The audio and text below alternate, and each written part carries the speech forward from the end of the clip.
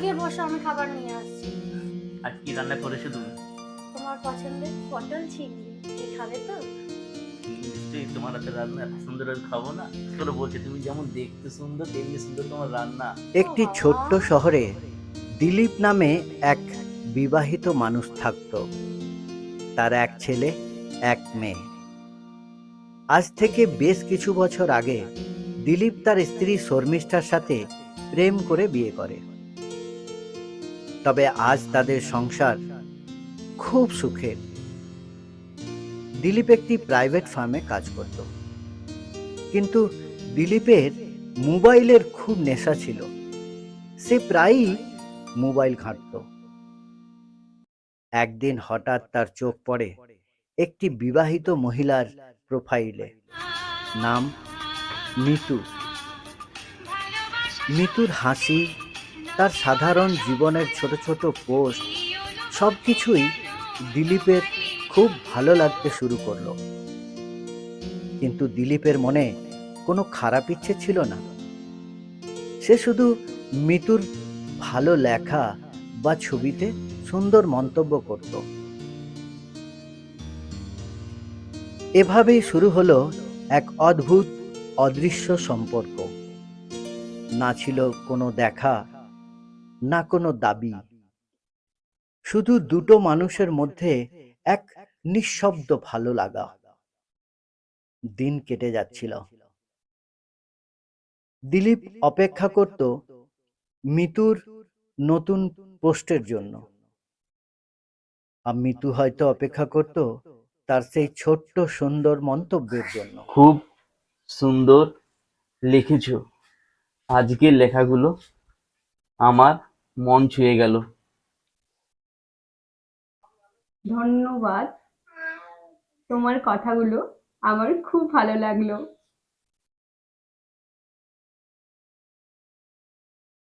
এভাবেই বেশ কিছু মাস কেটে যায়। একদিন দিলীপ বিছানায় বসে মোবাইল ঘাঁটছে। এমন সময় তার স্ত্রী এসে বলে, আচ্ছা, তুমি আমার একটা কথা বলো তো। সকাল থেকে তুমি মোবাইল নিয়ে বসে যাচ্ছ, আবার কাজে যাচ্ছ, কাজ থেকে এসে আবার মোবাইল নিয়ে বসে যাচ্ছ। রাত দিন কি এমন দেখো মোবাইলে, হ্যাঁ? আরে কি হয়েছে বলবে তো?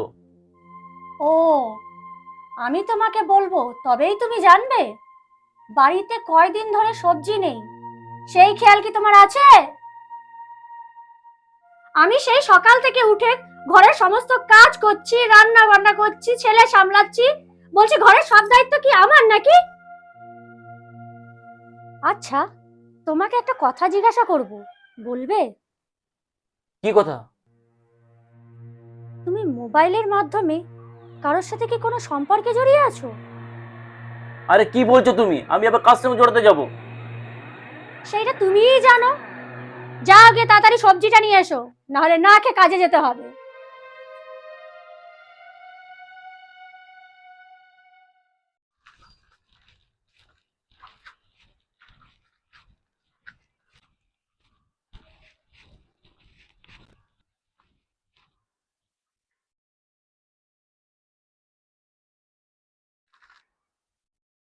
একটা ব্যাপার আমি কিছুতেই বুঝতে পারছি না। আমার আর মৃত্যুর ব্যাপারটা আমার বউ জানলো কি করে? তাহলে কি আমার বউ আমার মোবাইলটা দেখেছে? না না, সেটা কি করে হয়? আমার ফোন তো আমার কাছে সবসময় থাকে। যাই হোক, এখন বইয়ের সামনে বেশি মোবাইল দেখা চলবে না। এই ঘটনা ঘটার পর দিলীপ খুব ভয় পেয়ে যায়। 3-4 দিন মিতুর পোস্টে কোনো রকম কমেন্ট করা বন্ধ করে দেয়। পরে একদিন মিতুর একটি পোস্ট দেখে দিলীপ চিন্তায় পড়ে যায়। তাতে লেখা ছিল, তোমার সাথে বন্ধুত্ব করা আমার পক্ষে সম্ভব নয়। তুমি নিজেকেই নিজের বন্ধু করো। আজ রাতে মৃত্যুর প্রোফাইলটা ব্লক করে রাখতে হবে, কারণ মৃত্যু যদি মেসেজ করে আমার বউ যদি দেখে ফেলে তাহলে বিপদ কাণ্ড হয়ে যাবে।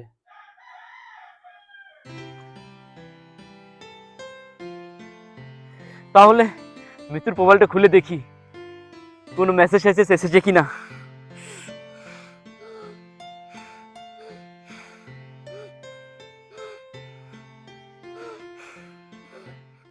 কি ব্যাপার, প্রোফাইলটা খুলছে না কেন? না, মিতুর প্রোফাইলটা কিছুতেই খুলছে না। তাহলে কি মিতু আমার প্রোফাইলটা ব্লক করে দিয়েছে? না মিতু না, আমি শুধু আমার বইয়ের ভয়ে রাত্রের মোবাইলটা ব্লক করে রেখেছিলাম। তুমি আমাকে কেন ব্লক করলে মিতু? এইবার মিতু তোমাকে আমি কি করে দেখবো মিতু?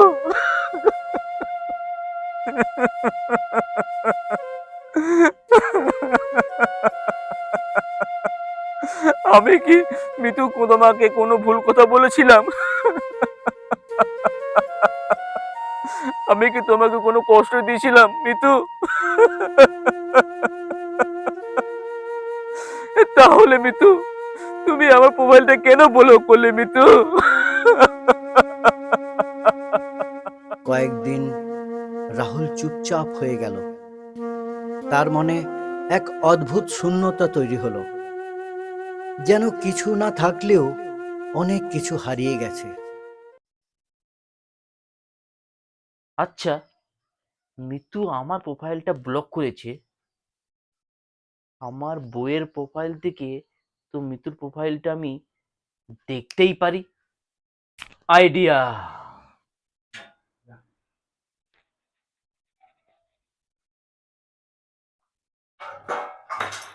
কই গো, তোমার মোবাইলটা একটু দাও না, দরকার আছে। কেন? আমার মোবাইল নিয়ে কিসের দরকার? আরে দাও না, দরকার আছে। না, আমার মোবাইল দিতে পারবো না। দাও না বাবা, দরকার আছে। না, বললাম তো দিতে পারবো না। ওহ, কেন বিরক্ত করছো? যাও, চলে যাও, নিজের ফোন দেখো, যাও। বাবা,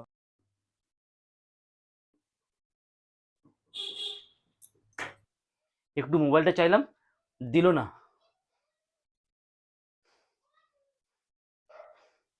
তুমি রাত্রে তো ঘুমাবে নাকি?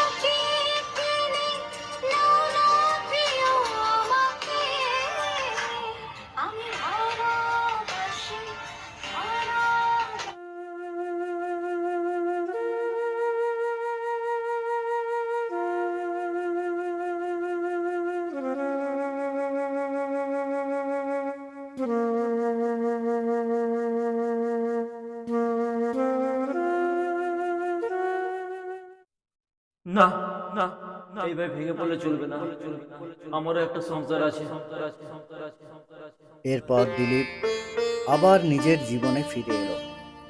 সে তার স্ত্রী আর পরিবারের দিকে আরো বেশি মন দিতে শুরু করলো।